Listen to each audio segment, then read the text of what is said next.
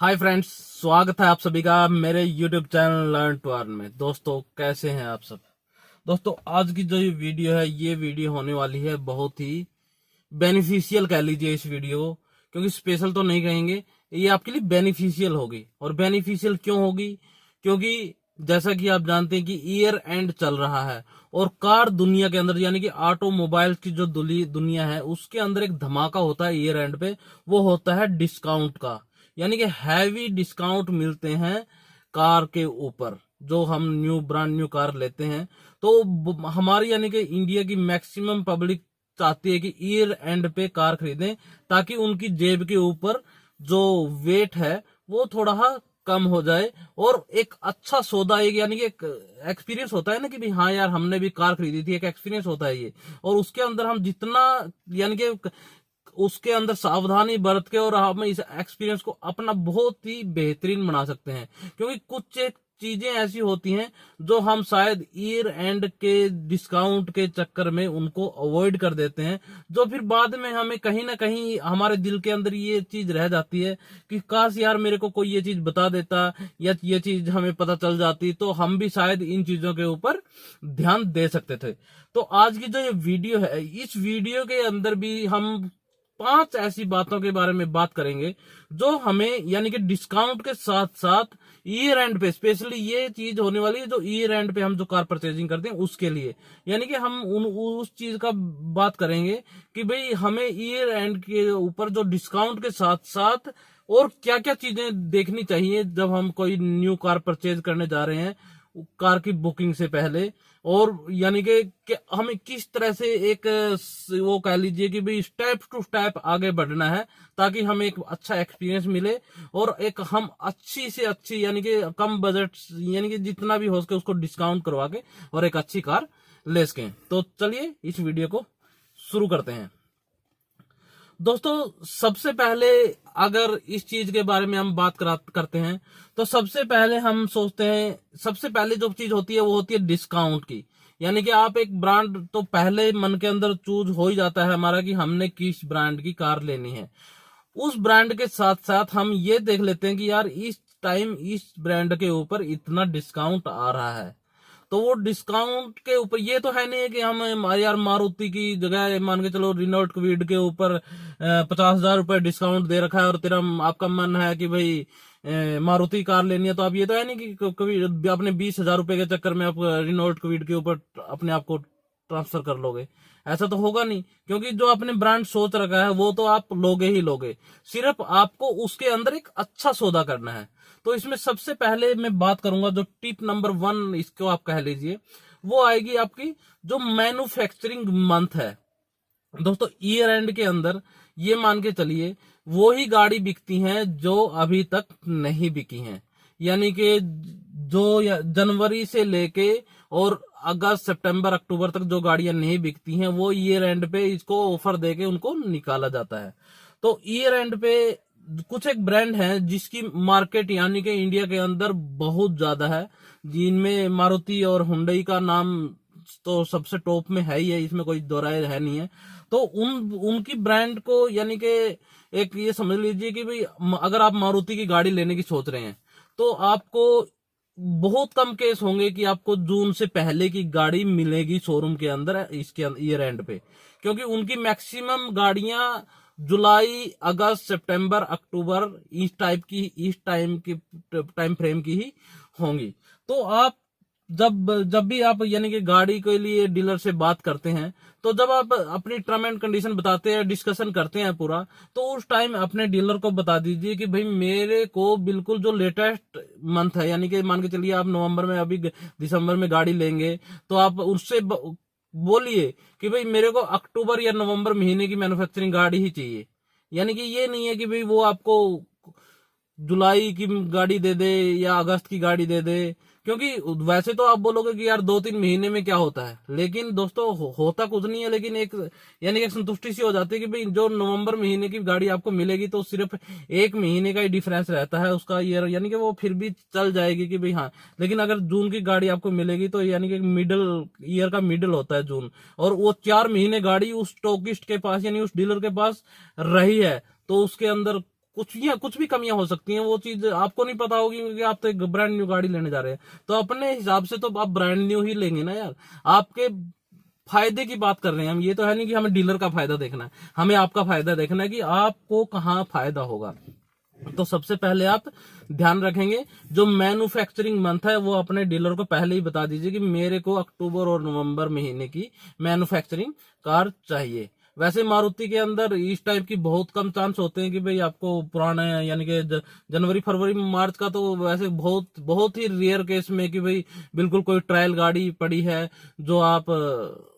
को वो और डिस्काउंट देकर आपको दे रहा है, वो बात अलग है। लेकिन बहुत कम चांस होते हैं, लेकिन फिर भी आपने अपने डीलर को ये चीज बोलनी है।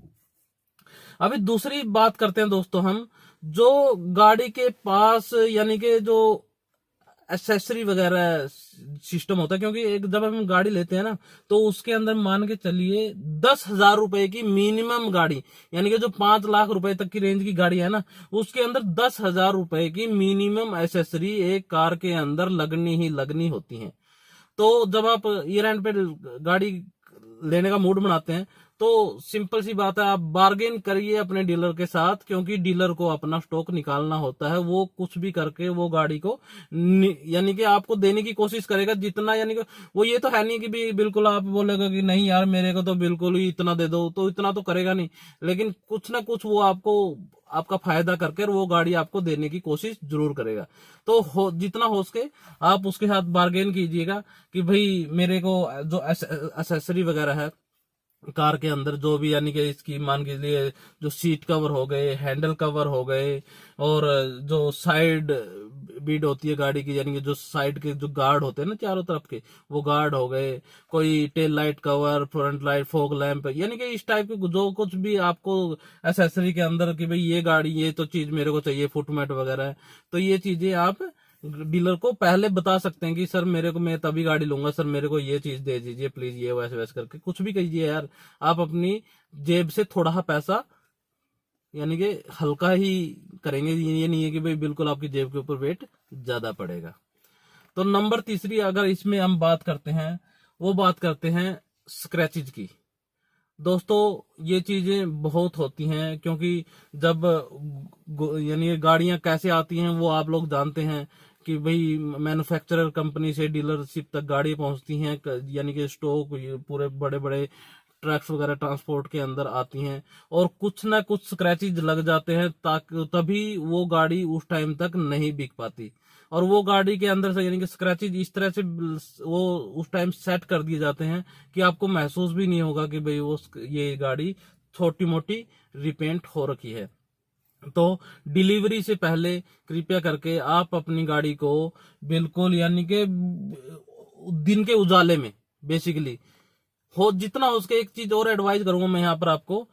नाइट में जितना हो सके डिलीवरी को अवॉइड करें, क्योंकि नाइट के अंदर आपको पता ही नहीं चलेगा कि आप गाड़ी क्या ले जा रहे हैं। आपको लाइटिंग के अंदर आपको हर गाड़ी चमकती हुई नजर आती है। तो इसलिए जितना हो सके आप गाड़ी की डिलीवरी दिन के समय में लें, यानी कि बिल्कुल 1 बजे से लेके और 4 बजे तक का जो समय है वो बिल्कुल फिट है डिलीवरी के लिए। इसमें डीलर को भी हरासमेंट नहीं होती कि भाई ये, लेकिन मैक्सिमम डीलर आपको धीरे धीरे अगर कुछ छोटी मोटी गड़बड़ होती है ना गाड़ी के अंदर, मानिए कि छोटा मोटा स्क्रैचेज वगैरह होता है, तो आपको रात में ही धीरे धीरे करके ऐसी आपके डॉक्यूमेंटेशन सिस्टम सेट कर देगा कि आपका 5 से ऊपर यानी कि 6-7 बजे जाएंगे और आपको तब डिलीवरी देगा। तो इसलिए जो स्क्रैचेज वगैरह हैं उनको थोड़ा हाथ ध्यान में दीजिएगा। ब्रांड न्यू कार लेने जा रहे हैं तो ब्रांड न्यू ही घर पे लेके आइए, ये मेरा मानना है। इसके बाद दोस्तों हम बात करते हैं, अगर आपके पास कोई ओल्ड कार है और वो यानी कि एक्सचेंज करवाने की आप सोच रहे हैं, उसके ऊपर एक्सचेंज बोनस वगैरह कंपनियां देती हैं, तो मैं तो वैसे सलाह करूंगा कि भाई अगर आपकी कार बाहर अच्छे दाम पे बिक रही है तो आप उसको बाहर ही बेच दीजिए, एक्सचेंज ऑफर के लालच में ना आइए। क्योंकि होता क्या है, एक्सचेंज के चक्कर में हम क्या है एक कॉम्प्रोमाइज सा कर लेते हैं डीलर के साथ जब हम गाड़ी खरीदने जाते हैं, तो कि भाई वो एक्सचेंज करके हमें दूसरी वो गाड़ी हमारे से लेगा और हमें फिर दूसरी गाड़ी देगा, तो हम उतना यानी कि उसके ऊपर वो प्रेशर नहीं बना पाते जो एक्चुअली में हमने बनाना चाहिए जब हम बिल्कुल फ्रेश गाड़ी लेने जा रहे हैं विदाउट एक्सचेंज। लेकिन अगर मान के चलिए आपकी कोई कार ऐसी है जो कि भाई जिसकी वैलिडिटी एक्सपायरी डेट कम बची हुई है, तो उसके लिए आप क्या कीजिए कि भाई आप जो डीलर्स वगैरह आते हैं उसकी वैल्यू लगाने के लिए, तो आप मैक्सिमम वैल्यू एक्सपेक्ट कीजिए। मैक्सिमम इतना भी नहीं है कि बिल्कुल डबल कर ले, लेकिन इतना है कि जो आपको मार्केट से चाहा कि भाई मान के चलो 2006 मॉडल जैसे मैंने स्विफ्ट थी, तो मैंने एक्सपेक्ट करी थी कि भाई मैंने लगभग 1.25 लाख की वो गाड़ी ली थी, और उसके बाद 4 साल चलाने के बाद मैंने उसका एक्सपेक्ट किया था कि भाई मान के लगभग 90 तक एक्सपेक्ट कर रहा था, लेकिन वो 75 में उसने मेरे से वो कार ले ली थी। तो मैं यानी कि 10-15 हजार रुपए का वो छोड़ दिया कि भाई कोई बात नहीं, लेकिन ये वो कार एक्चुअली में मेरे से बिक नहीं रही थी, ये भी स्पेशली आपको मैं बता देता हूँ। इसलिए मैंने एक्सचेंज के उसमें वो कार निकाल दी थी और ये अपनी अल्टोकेटर ले ली थी। तो उस टाइम जब आप एक्सचेंज जो आप अपनी कार एक्सचेंज करवाना चाह रहे हैं, तो उस टाइम उस कार की कीमत मैक्सिमम से मैक्सिमम लगवाने की कोशिश करें, ताकि आपका जो जेब का वजन है वो थोड़ा और रिड्यूस हो जाए। तो इसके बाद दोस्तों अगर बात करते हैं जो एक्स्ट्रा, अगर हम जो डिस्काउंट कंपनियां जब भी दे रही हैं, तो उसके अलावा भी कंपनी बहुत कुछ डीलर अपने लेवल पे डिस्काउंट दे देता है। तो कहने का मतलब 100 बात की एक बात ये है कि जब आप कार लेने के लिए जाएं, तो आप ये भूल जाएं कि यार मैं बार्गेन क्यों कर रहा हूं, चल छोड़ो यार। नहीं, अगर आपके 2 वर्ड 4 वर्ड अगर बोलने से अगर आपके 15-20 हजार रुपए का फायदा हो जाता है, मिडिल क्लास फैमिली के लिए 15-20 हजार बहुत मायने रखते हैं, ऐसी कोई बात नहीं है। क्योंकि जब आप कार नहीं लेते हैं तो 10-15 हजार का तो खर्चा ऑटोमेटिक लेते ही हो जाता है। अगर वो खर्चा आपका बच जाए तो यार इसमें क्या, उतने के लड्डू किसी पड़ोसियों को खिला देना, और क्या है, यही बोल सकते हैं। तो आपका तो कहीं ना कहीं फायदा ही होगा। तो अभी मैं आशा करता हूं कि ये वीडियो है जो आपके लिए एक बेनिफिशियल जरूर होगी। आपको कुछ पॉइंट है ना जो मन के अंदर लगा लीजिए, नोट कर लीजिए कि भाई ये चीजें हमें ईयर एंड पे जो कार लेने जा रहा हूं, तो उस टाइम ये वैसे एक्चुअली मैं बताऊं ईयर एंड की नहीं, ये कहीं कभी भी आप कार लेते हैं तो ये चीज नोटिस कीजिए, और कभी भी यानी कि डीलर से जितना हो सके बार्गेन करने की कोशिश कीजिए। तो चलिए दोस्तों, इसी के साथ इस वीडियो को यहीं एंड करते हैं, और होप कि आप एक अच्छी कार खरीदेंगे, और यानी कि जितना हो सके आप अपने फायदे का सौदा करेंगे इस ईयर एंड पे। चलो इसी के साथ इस वीडियो को एंड करते हैं, फिर मिलते हैं आपको एक नई वीडियो के साथ। और हाँ, अगर आपने मेरे चैनल को सब्सक्राइब नहीं किया है तो सब्सक्राइब कर लीजिए और बेल आइकन भी दबा लीजिए, क्योंकि इसी तरह की जो भी बेनिफिशियल वीडियोज होंगी वो आपको धीरे धीरे करके मेरे चैनल पर मिलती रहेंगी। तो चलिए फिर मिलते हैं एक नई वीडियो के साथ, तब तक के लिए जय हिंद जय भारत।